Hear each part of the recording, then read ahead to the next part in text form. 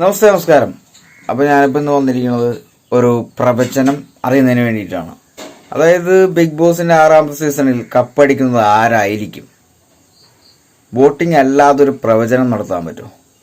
ആർക്ക് വേണമെങ്കിലും കമന്റ് ചെയ്യാം.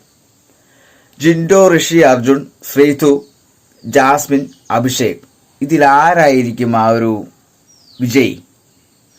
തീർച്ചയായിട്ടും എല്ലാ പ്രേക്ഷകരും ഒന്ന് കമന്റ് ചെയ്യണേ.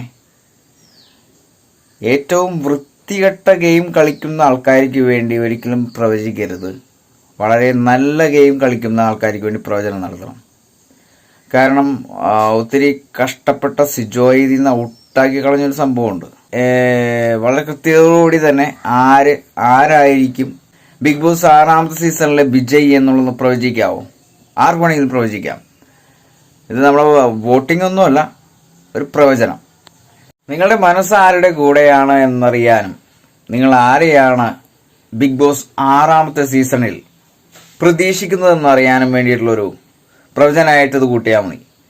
തീർച്ചയായിട്ടും വളരെ നല്ല രീതിയിൽ ഗെയിം കളിക്കുന്നത് ആരൊക്കെയാണ്, വളരെ മോശമായി ഗെയിം കളിക്കുന്നത് ആരൊക്കെയാണെന്ന് കമന്റ് ചെയ്യണം.